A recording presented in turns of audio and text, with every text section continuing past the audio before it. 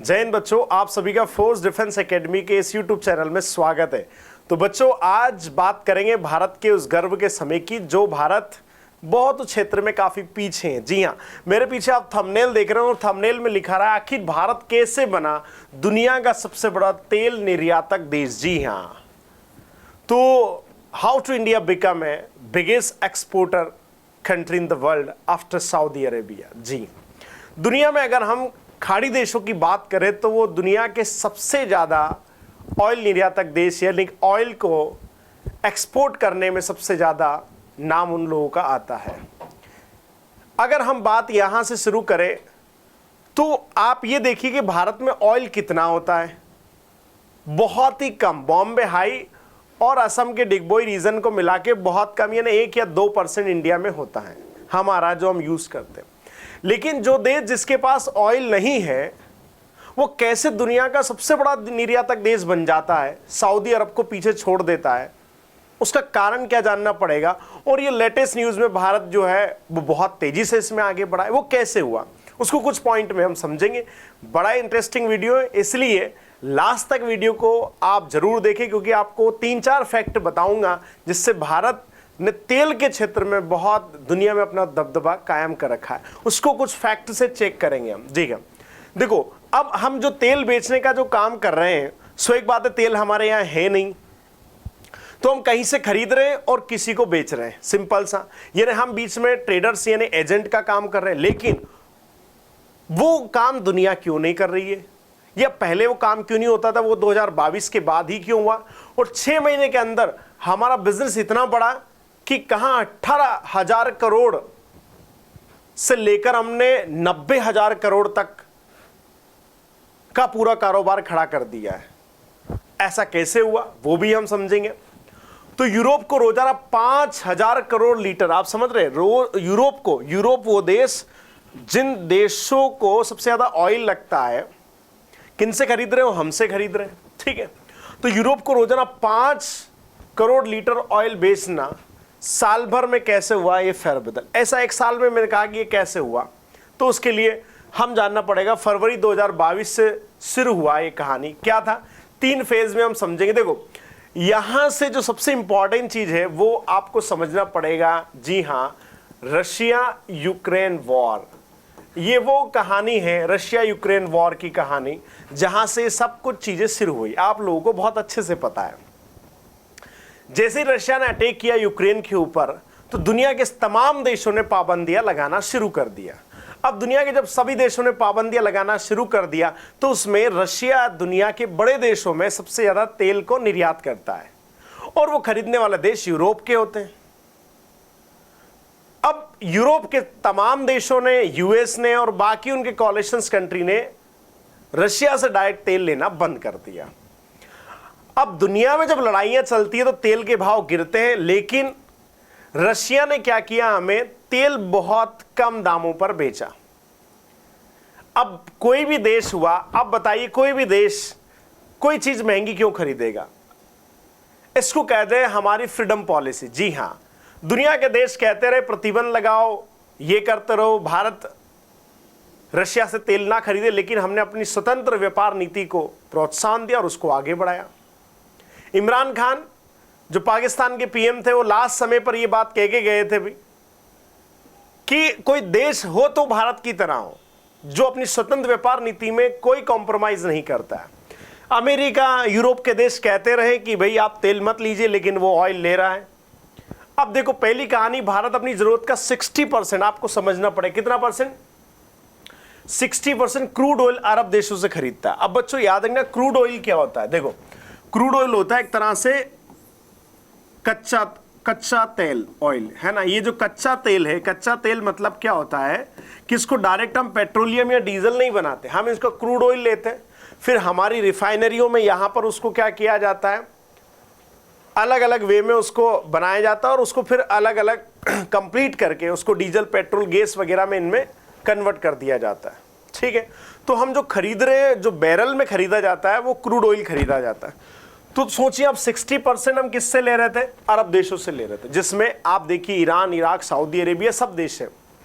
तो वहां से हम ले रहे थे इसमें। अब आप देखिए 2021 की मैं डाटा आपको बता रहा हूं। 2021 में भारत ने खरीदी सबसे ज्यादा क्रूड ऑयल, भारत ने सबसे ज्यादा क्रूड ऑयल खरीदा। तो वो 5 देश है जहां से हमने क्रूड ऑयल खरीदा था। सबसे ज्यादा कहां से खरीदा? इराक से।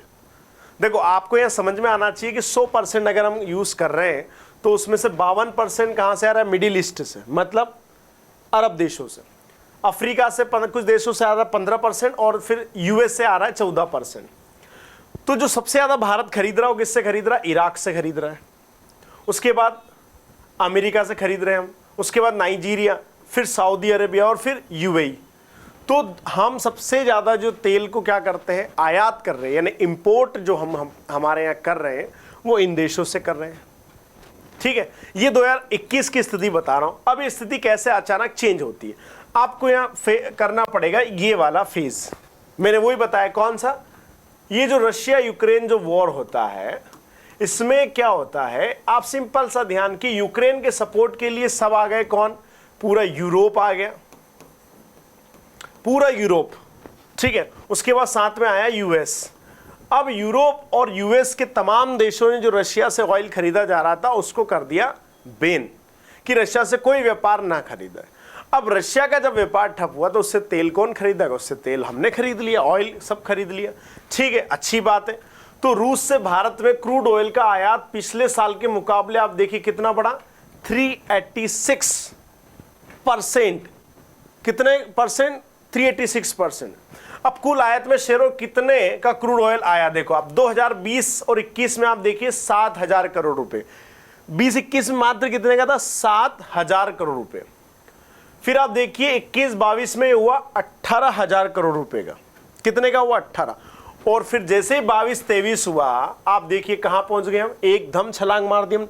89 करोड़, कितने? 89 करोड़ रुपए का व्यापार हमने किया। ये तो मंगवाया हमने क्रूड ऑयल। अब हुआ क्या? अब हम सबसे ज्यादा इस क्रूड ऑयल मंगवा लिया तो चलो अच्छी बात है। तो भारत में डीजल पेट्रोल सस्ता हो जाना था भाई, नहीं। भारत सरकार ने दिमाग का यूज किया, उन्होंने कहा कि कोई बात नहीं, डीजल पेट्रोल जो है वो चलने दिया जाए भारत में जैसा है। अब इसको क्या किया उन्होंने? जो जरूरत की चीज थी वो भारत के हिसाब से उन्होंने मैनेज की, बाकी जो एक्स्ट्रा ऑयल था उसको मैन्युफैक्चरिंग करके बेचना शुरू कर दी। आप सोचो, आपका बिजनेस माइंड ऐसा होना चाहिए कि आपके पास जो चीज है ही नहीं उससे भी आप पैसा कमा रहे। तो क्या किया हमने? सारा क्रूड ऑयल जो है वो मंगवा के हमने हमारी रिफाइनरी, जो जामनगर की रिफाइनरी में जो आपने देखा होगा भारत पेट्रोलियम, ठीक है ना, इंडियन ऑयल, ठीक है, कंपनी लिमिटेड, इन सब से, रिलायंस वाली रिफाइनरी वगैरह, इनसे सबको क्रूड ऑयल इनको रिफाइन करके हमने कहां पहुंचा दिया? यूरोप के देशों को। अब यूरोप ने हमसे खरीद, देखो ये डाटा 2022-23 के आंकड़ों के हिसाब से हम बता रहे हैं। अब भारत ने रूस क्रूड ऑयल लेकर रिफाइन किया और पूरे यूरोप को बेच दिया। सबसे अच्छा तरीका, पूरे यूरोप को बेच दिया। अब हुआ क्या कि भारत का 85% क्रूड ऑयल इंपोर्ट करता है, 85% हम क्या कर रहे थे? आयात कर रहे हैं। इसमें 60% खाड़ी देशों से लेते हैं, सिर्फ 2% ही ले रहे थे रशिया से। कितना ले रहे थे? 2%। ठीक है, अब क्या हुआ? जब सब देशों ने प्रतिबंध लगा दिया तो हमने सबसे ज्यादा शिफ्टिंग कर दी वहीं पर। अब हमने क्या 2% से बढ़ा के 50% हम करने लग गए। कहां पर? रशिया से। पहले क्यों नहीं करते? तो उसका रीजन था, एक तो रशिया बहुत दूर है, तो वहां से लाने ले जाने में हमें उसकी कीमत बहुत चुकानी पड़ती थी, इसलिए महंगाई के कारण हमने ऐसा नहीं किया था। फिर हमारे जो पड़ोसी देश होते थे उनसे खरीद लेते थे, गल्फ कंट्रीज से। अब क्या हो रहा? सस्ता है तो भारत को उसको खरीदने में कोई दिक्कत नहीं आ रही है और उससे हम पैसा कमा रहे हैं तो कोई प्रॉब्लम भी नहीं आ रही है। तो ये सबसे अच्छी चीज है कि हम इसमें बहुत बेइंतहा प्रॉफिट में है अब। ठीक है, आगे आप देखेंगे क्रूड ऑयल खरीदने वाला भारत इतना बड़ा एक्सपोर्टर कैसे बना? उसका सिंपल सा रीजन, हमने क्या किया? रूस से खरीदा। कहां से खरीदा? रशिया से खरीदा, उसको लेकर आए इंडिया। इंडिया की हमारी जो रिफाइनरीज है वहां उसको रिफाइन किया। ठीक है ना, क्या किया? रिफाइन किया और उसको कहां बेच दिया? यूरोप के मार्केट में बेच दिया। तो मान लो आपने 5 रुपए का खरीदा था, कितने रुपए का खरीदा? 5 रुपए का खरीदा, 2 रुपए इसमें खर्च किया, 7 रुपए का पड़ा और बेच दिया आपने कितने में? 20 रुपए में। सिंपल सा, यानी आपको 13 गुना डायरेक्ट फायदा मिला। आपके पास भी पैसा आ गया और यूरोप का काम भी चल ही रहा है, क्योंकि यूरोप फिर किसके पास जाएगा, ठीक है। उसके बाद यूरोप को ऑयल बेचकर भारत को क्या फायदा हो रहा है भाई, किस देश को फायदा नहीं हो रहा है, इसको आप याद रखना। देखो हमारे ऊपर ना तो यूएस प्रतिबंध लगा सका ना ही यूरोप प्रतिबंध लगा सका, उस याद रखना। हम अपनी इसको कहते हैं इंडिपेंडेंट पॉलिसी, ये हमारी स्वतंत्र व्यापार नीति है बच्चों, याद रखिए आप।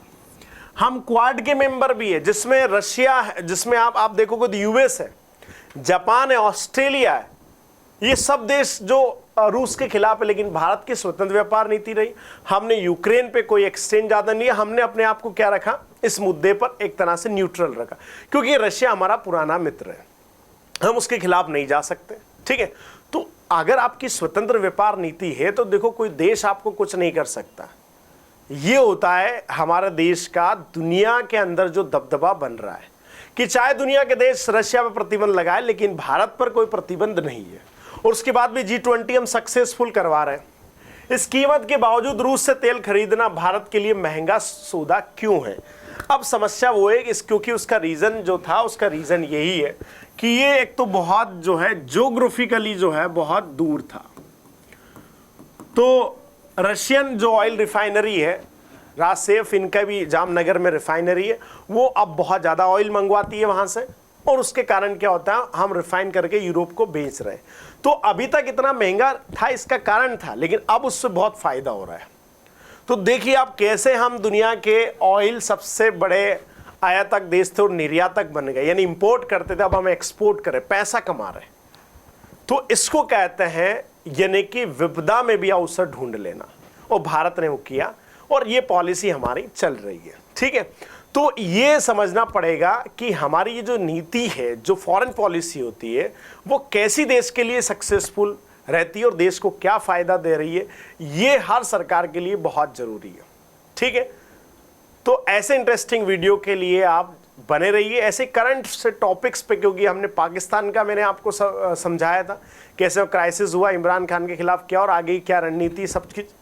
तो अब ये करंट का ये जो टॉपिक है उसको लेकर और भी बाकी चीज़ें हम देखेंगे जो भी करंट में चल रहे, ताकि जो एसएसबी वाले बच्चे हैं उनका आईआर भी थोड़ा सा कंप्लीट हो जाए, या आपका जी टॉपिक के लिए कुछ अच्छे पॉइंट्स मिल जाए। बाकी करंट में तो बड़ा इंपॉर्टेंट है ही है। चलो बच्चों, आज के लिए इतना। जय हिंद, वंदे मातरम।